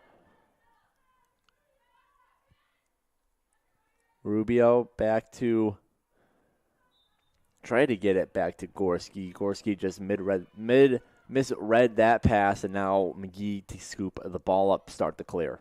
We saw McGee last time try to clear out. We mentioned how, you recommended that McGee, clear it out earlier, and she did that time, and unfortunately, the Cougar players weren't ready for it. And now here we go again, taking her time, and unfortunately, just there's no one open. Now McGee's going to try and throw this one, and it bounces to Beto. She has trouble corralling that ball, still on the ground. And now coming up with it finally is Lindsay Herdsman. She's got a goal on today's contest, and now this one towards the net. I was going to say she was in the crease. Now Parker gets the pass. She's on her way up. She's trailed, though. Gorski right on her back shoulder. Now Parker pulls back, tries to give her some space. Pass to Kate Johnson. Johnson now. Nina Nays with the ball. She's got a goal on the day as well. Nays, Parker, Orenstein all have one for the Cougars, and then Piotrowski with 2. So here's Orenstein. Parker. Back to Orenstein. Orenstein looking around. Finds Shaftsma. Shaftsma now. Johnson had it in a good scoring chance. She just couldn't hold on to it before the shot. Now Shaftsma able to collect the ball finally. She's going to pull back, look at her options. But Kate Johnson almost had a goal there. Just could not hang on to the ball before shooting. Those are critical opportunities that Cougars have to capitalize. As we get a stoppage right there.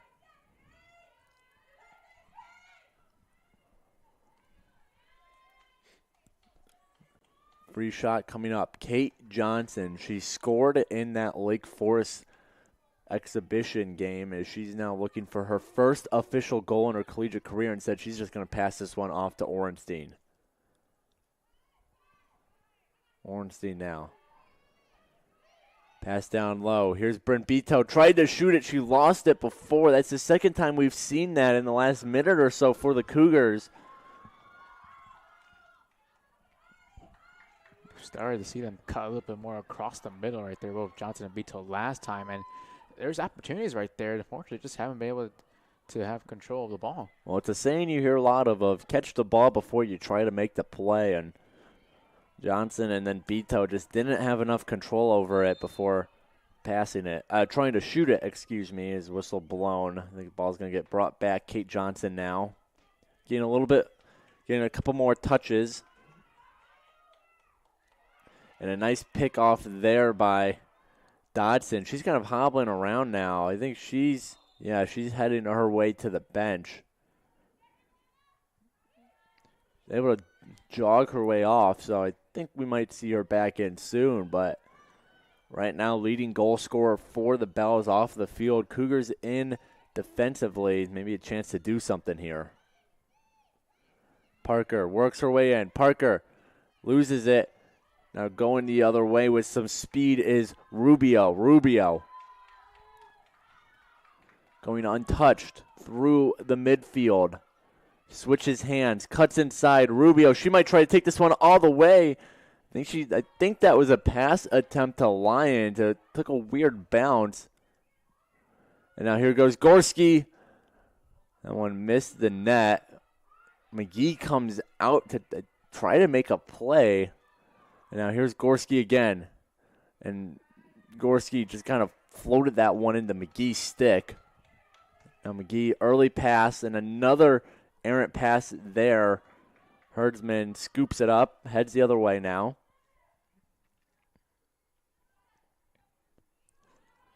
Singler drops it. Much lower scoring affair here in the third quarter. Only one goal scored, and that was early in the quarter by St. Mary's.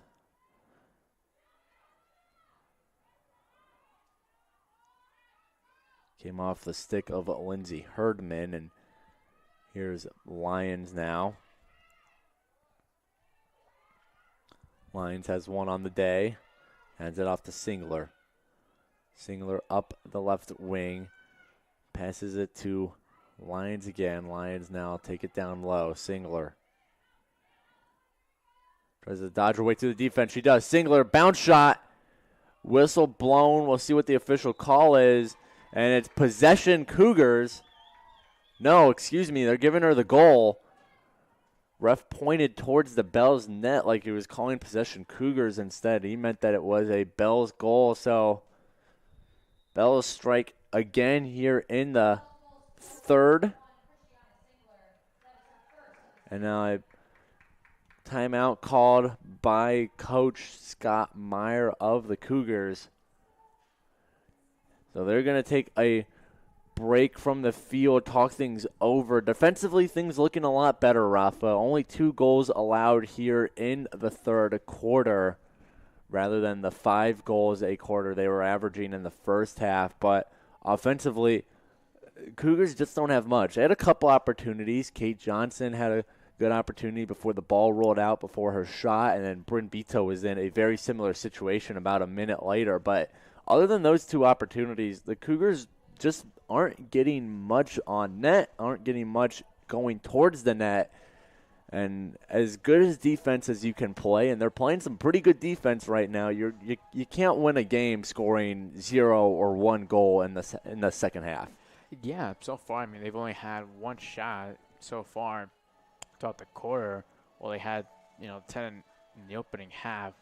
And really for them now, time is just, the reality is time is no longer on their side. Yeah, we still have a little under 4 minutes left in the third, but eventually there's a sense of desperation by them in that every possession is going to count so much more. And because of that, the chance of miscommunication or mistakes like turnovers will increase because of that sense of desperation. Mm-hmm. Well, in terms of some of the stats, shots in total, 31-10 in favor of Bells, tripling up the Cougars. On goal, it's 20-7. McGee 8 saves on the day. Meanwhile, Zamudzinski is at only 2.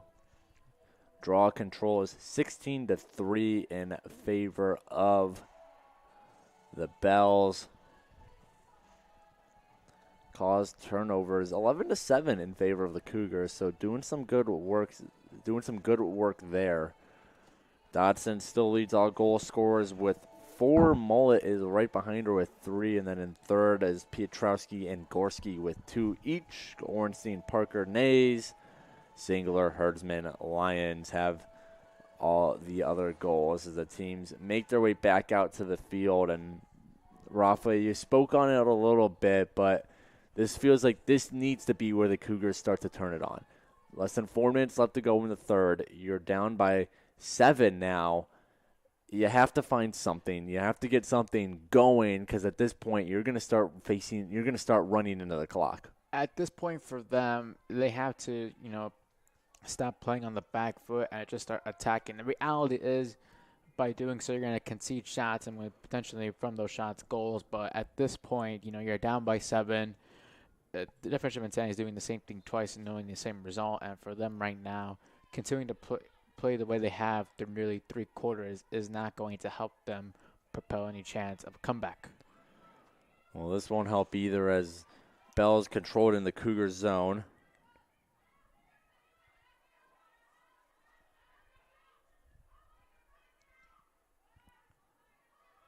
Behind the net is Mullet.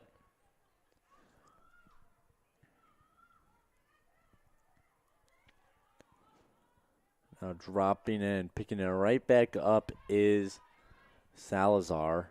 Mullet top of the key, number 24 in white top of the key. Here's a shot from Gorski, saved by McGee. That'll be now McGee's 9th save of the game. And she's really picked it up as well, Rafa, as the game has gone on. I mean, a lot of goalies start out the same way, especially first game. You're nervous, especially if you're coming off a good season like McGee is. But then as the game goes along, you kind of get into a rhythm. Defense starts helping you out a little bit, and McGee's definitely followed that trend here. So far, unfortunately, by her best effort so far, the Cougars offensively has not been able to step up to the plate.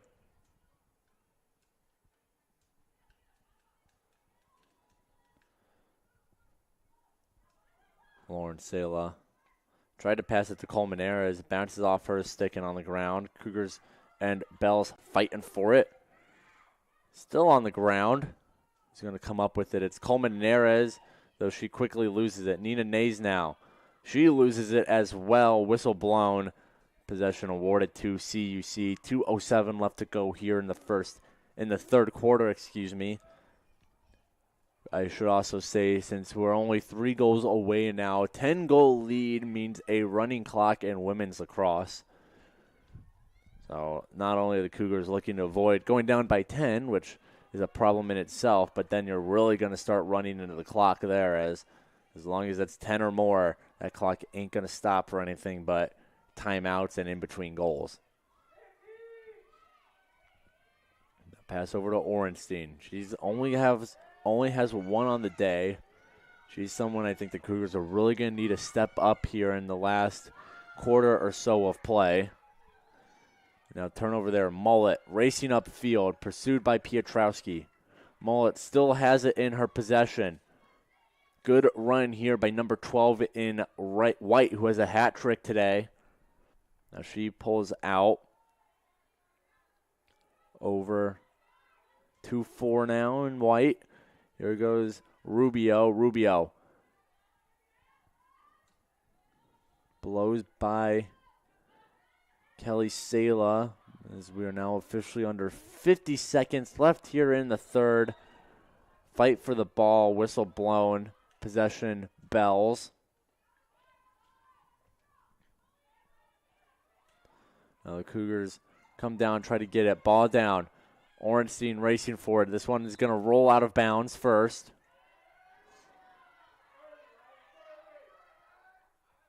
Orenstein a pass. It's blocked. It's deflected, and Bell's right there.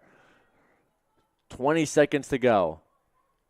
Picked up by Lions. Clock still running. 10 seconds left. Lions now. Last second shot here for the Bells. Mullet gets it and gets the goal. Goal number 4 for Molly Mullet, 5'11" senior out of Ada, Michigan. And that's going to increase the lead to 8 with 3 seconds left to go in the third. So a nice shot right there from Mullet. A little bouncing shot. As we mentioned, now her 4th goal of the day. Her and Dotson now with both 4 each. And it's now an 8-goal deficit for the Cougars.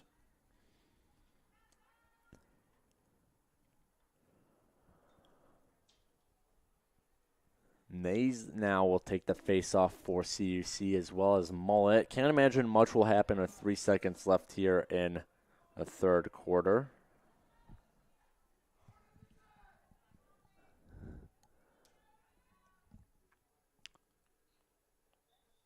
Ball is up. Mullet, another draw control, and that'll do it for the third. The clock strikes 0. So the Cougars, 1 more quarter left. They have an 8-goal deficit to bounce back from. So while the teams recollect in between quarters here, we'll take a break on the Cougar Sports Network. Be back in just a minute. Don't go anywhere, though. The 2023 season opener for the Cougars women's lacrosse team coming to its conclusion right here on the Cougar Sports Network.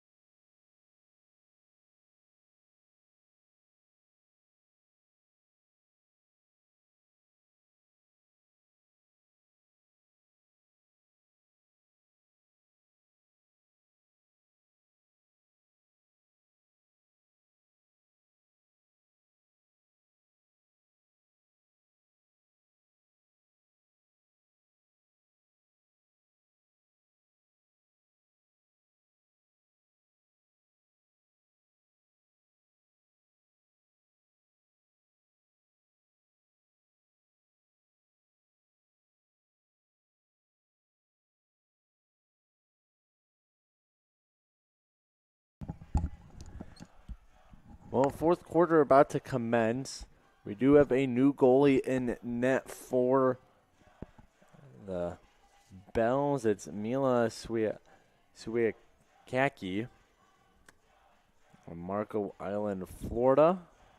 Freshman gets her chance as Zumadzinski will leave the game in line for the win. 5 goals against, 2 saves, but in general, it's been all Bells here. 13-5 here in the fourth quarter.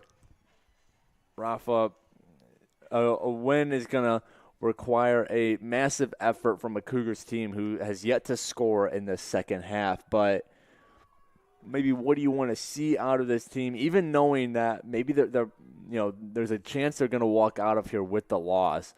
What's a dream scenario for this fourth quarter, disregarding the end result? A dream scenario, in my opinion, would be simply to win the fourth quarter. Yes, we're down by 8. The chances of us winning are very highly unlikely. I'll never say never with this team, but the reality is if we could win the fourth quarter, build some momentum not only for this game but for the rest of the season, that's the way how I would prefer the game to end up for them on a good run. Well, Cougars control it right now after an opening draw control from St. Mary's. Misplayed ball. It's bounced up, gathered by the Bells. Bells on the attack now. Salazar, Dodson.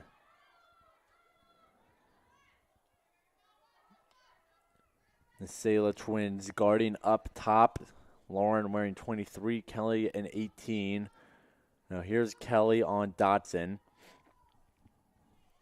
Ella Herbig now on Mullet. Ball down. Colmenares races through the ball, struggling to pick it up, still finding the ground ball. She gets it. Now she's going to work her way upfield. Tries to pass it to Beto. It's an errant pass, goes out of bounds. Here's Herdsman. Herdsman tried to pull out the pump fake on Beto. She pump faked herself. Out of control of the ball, though. Now Beto coming back in with it. Both teams so far in turnovers, 24 turnovers for St. Mary's compared to 26 for the Cougars. So both teams haven't done a good job keeping the ball in possession. Jasma, she gets tripped up.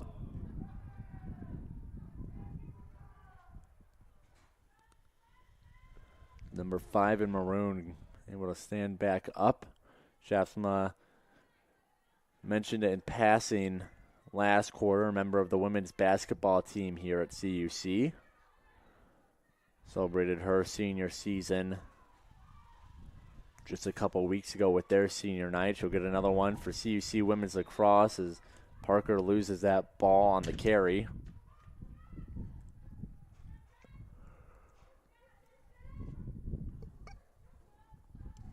So Parker here will try to make her second goal of the game right here. Parker moves in.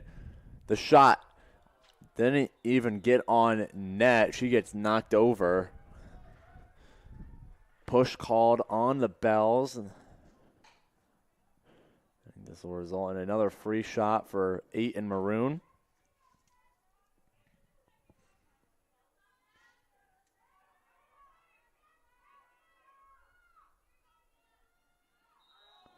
And a false start there on Rubio. So she's going to now instead start behind Parker. Parker, her second free shot in a row. Parker moves in. The shot. I don't know if that was, I think that was a save there by Swiacki. Hard to tell from this angle. Parker was blocking the shot with her own body from our point of view up here in the booth at Concordia Stadium. Either way, it's not in the back of the net, which is the important thing if you're a Bells player. And now Ornstein, top of the key. Shaftsma, excuse me. Here's Pietrowski to X with Parker. Parker now.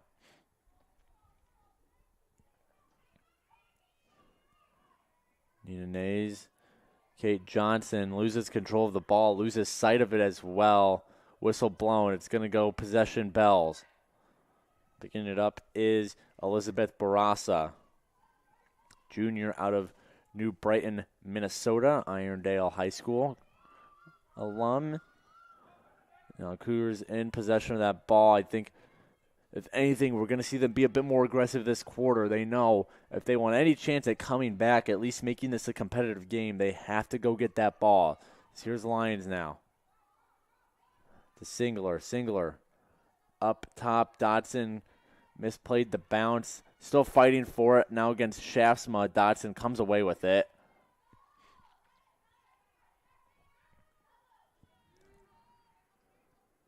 Now cutting to the inside. A shot on net misses.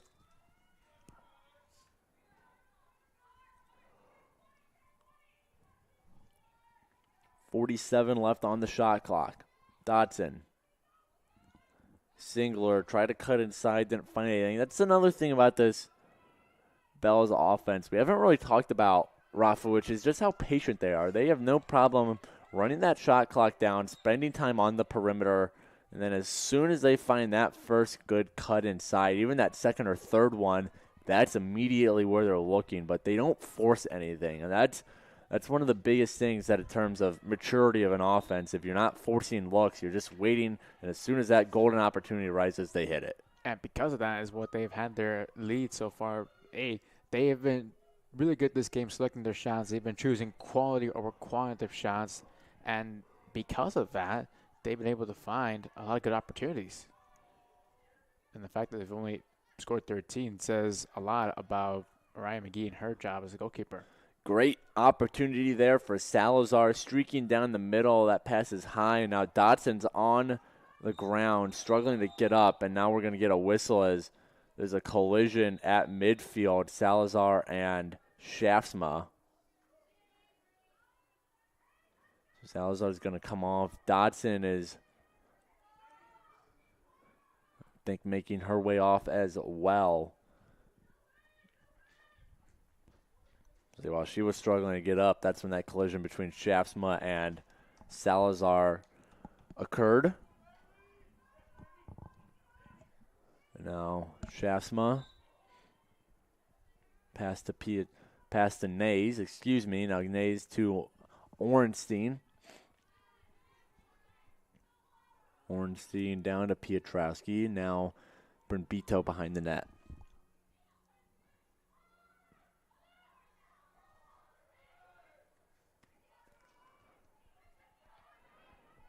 Trying to pick it up as Lions. Colmenares goes in after it, able to keep it dirty enough for Riley Orenstein to pick it up.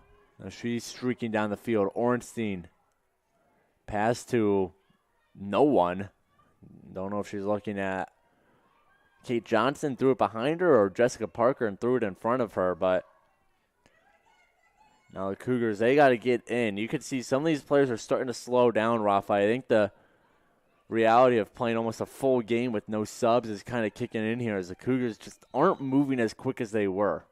The fatigue is really starting to set in. Also, not only that, just at some point, you feel demoralized, after making mistakes, it's just turnovers, and this late into the game, it's really starting to hit the Cougars now, big time.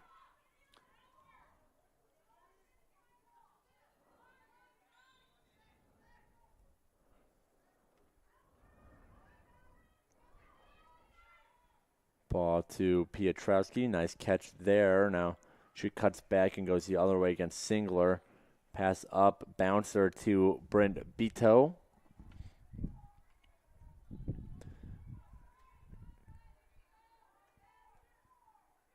Bito's largely been at the defensive end of things during her career. Now getting more opportunities offensively due to some personnel shifting around in between these past two seasons, and she had a single assist last year for her lone point. And now coming the other way is the Bells. But Bito's one of the other players, Rafa, who's going to get her opportunities offensively, despite the fact she's largely been a defensive-orientated player her career. Yeah, it's going to, high expectations for her this year, obviously, being one of the seniors on this team and also the captain. And, for her, I think she'll have a good year personally. Especially attacking, it's going to be some growing pains at first, not being familiar, being on that side of the field. But, give it some time for her.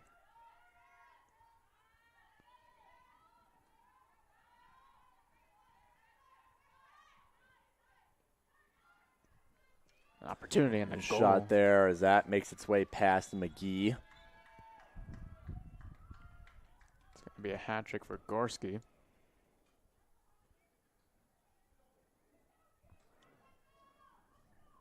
It is now 14th on the day for the Bells. Down is Rubio. I think looked like she took a stick to the head there. Big difference between the men's and women's lacrosse game is while women are able to, most of them do not wear any kind of protective helmet. They have those goggles on there covering their eyes, but other than that, they are not wearing much equipment out there. So accidental high stickings like that are bound to happen. There's now a ball up top. Here's Singler. Cut inside to Gorski. Drops the pass. Singler picks it back up. She's just going to pull it out herself. Down left goal line extended to Bauer. And now on the other side of GLE to Mullet. Mullet goes to work on Ornstein. Still stick handling her way through the defense. She's going to pull it out at X. Now up top. Here comes Rubio. The shot bounces wide. One of the farther shots we've seen today. All the goals today have done a good job. All the goal scorers today. That one's to the outside of the net. All the goal scorers of the day have done a good job getting right in front of the net and playing in. And that really is the nature of the women's game. Not a ton of perimeter shooting. As McGee's pass is on point to Beto. Beto dangles through the defense. She comes the other way now towards the camera. Beto, she's got two Bells on her back, and now she gets tripped up. She's lying face down. She works her way back up slowly, helped up by her teammate.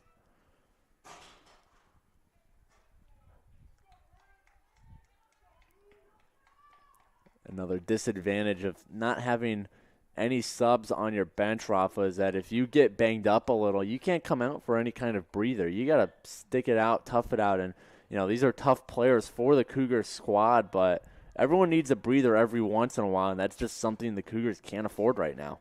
Yeah, it's unfortunate for them. And now, you know, with 5 minutes left, you know, the longer the game continues, the less and less, you know, effort in the sense of just fatigue. And with a little over 5 minutes left, for these Cougars, it'd be like the longest 5 minutes left in the world for them. No, that might have taken a bounce off the post. I don't know how else it got to where it did. Rubio came down left side of McGee, I guess, from the goalie's perspective, and it somehow ended to McGee's right. I'm pretty sure that one hit the pipe. Second time we've seen the pipe hit today. Ornstein on a free shot cranked one off the crossbar. Now Shaftsma able to pick it up. Shaftsma coming down. Shaftsma, she's free. Takes a shot, scores! Chloe Shaftsma. And if I'm not mistaken, so we look at the scorebook, that is indeed Shaftsma's first career goal. So somebody grab that ball. I think there's a special place for it coming up somewhere in the Shaftsma household as she gets number 1 of her career, number 6 on the day for the Cougars. And what an individual effort, Rafa. I mean, I mentioned it a couple times. Shaftsma, a member of the women's basketball team, and she looked like she was going full court there. Of course, a field is a little bigger than a basketball court, but she had her mindset on getting number 1 of her career, and that's exactly what she did. Yeah, she did a really good job, you know, going from coast to coast on that one, you know, driving right across the middle, scoring her first career goal, as we mentioned. So, overall, a good moment for her, the senior defenseman. So after Shaftsma's special moment, 3:58 left, 14-6 now, and I know we said it, Rafa, win is slim chance right now, I guess let's put it that way, but at least Cougars get something going here in the end in a game they really haven't had anything going. Would just be a good sign of things to come as they get set for their next game. Yeah, you know, with 3.5 minutes left or so, they've so far have matched St. Mary's in the goals, only Both have scored 1 so far. So if they could score another one here and win the fourth quarter, it'll be a little bit of a moral victory to start off with. Behind the net, Skorsky hands it off now, up the wing. And a whistle blown. I believe a free shot coming up, possibly.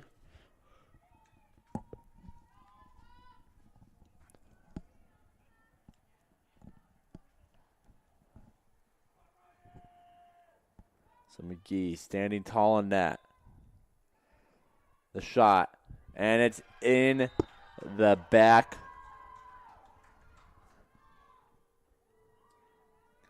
So St. Mary's strikes again. Goal number 15.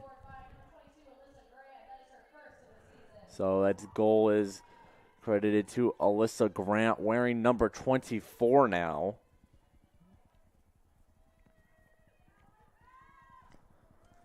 So along with that goal, Grant also has 2 assists in the game, so 3 points for her in this one for the freshman.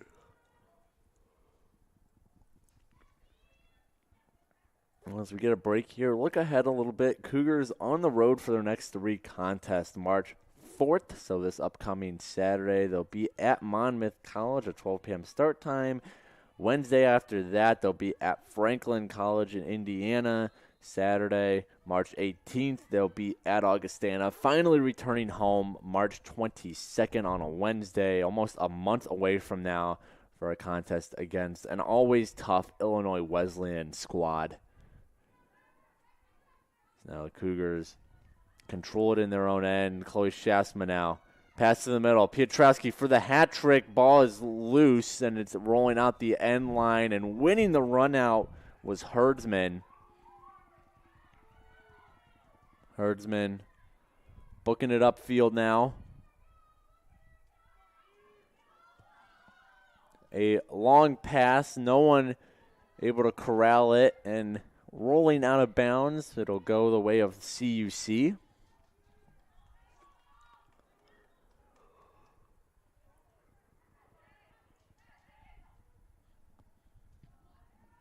Sela trying to pick it up. Lauren Sela trying to pick it up.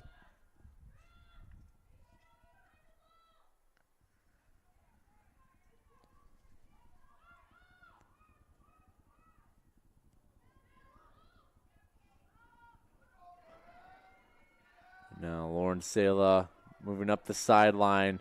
Pass a little over the head of Orenstein before rolling out of bounds.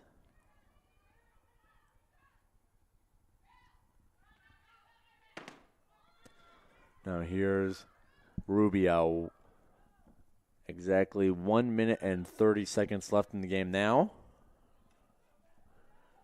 Jessica Parker fighting for it. Lyons and Rubio there as well. Whistle blown. Cougars will start with possession. Once Parker gets where the ref wants her.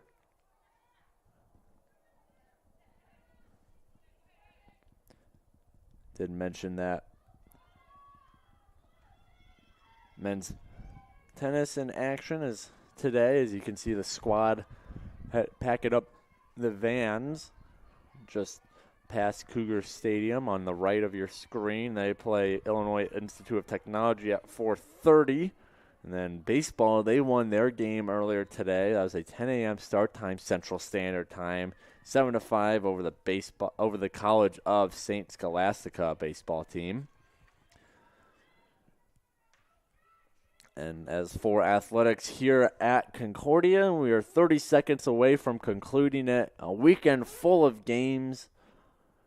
As women's lacrosse looks like they'll be dropping their season opener here against the St. Mary's Bells. And Rafa, after seeing what we saw here today, offense struggling a little bit, defense not a great first half, but really picked things up in the second half. What are we looking for in that next game against, what is this team looking for in that next game against Monmouth as the buzzer hits 0? But how does this team bounce back? What do they take from this game and really improve upon? And what do they really need to turn around in terms of what didn't go so well today to pick things up against Monmouth. Well, they did really well defensively in the second half. They kept it a lot more together. They conceded half the goals they conceded in the first half. They conceded 10. In the second half, only 5. As for improvements, only 14 shots on goal. This is going to be on net. This team last year had 26 shots per average per game. So, next time out, they play, away at Monmouth College. So, what I want to see from them personally is a lot more consistency offensively. Also have a couple more, cutters across the inside and the middle, looking, for attackers to drive. And, it's going to be a grueling process at first, but eventually the season progresses, there'll be a lot more consistency coming from that side of the field. Well, the teams line it up on the sideline, the final handshake line, a staple in the game of lacrosse, showing ultimate respect to your opponents after a hard-fought game. But that'll do it. The 2023 season and home opener for CUC women's lacrosse has reached its conclusion. A 15-6 loss at the hands of St. Mary's College Bells.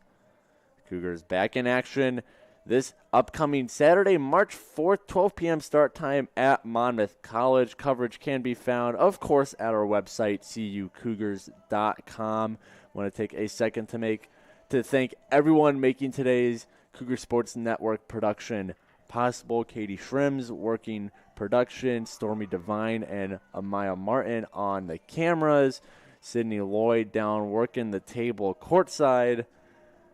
We had Emily Balaban over helping run the scoreboard. Justin Bjornseth, graduate assistant from last year, making a reappearance in the Concordia Sports Information Department, helping out with the score clock. So thanks to Justin for coming back, reliving some of the old memories. And then we're under the direction of Sydney Ploskis-Laher, Claire Hickey, and Kayla McLeod. Thanks to my partner. Join me today, Rafael Gonzalez. Always a blast to be on the call with you today. Cougars dropped the season opener against the Bells 15-6. But until next time, this is Peter Borkowski signing off of the Cougar Sports Network and wanting to say, as always, go Cougars.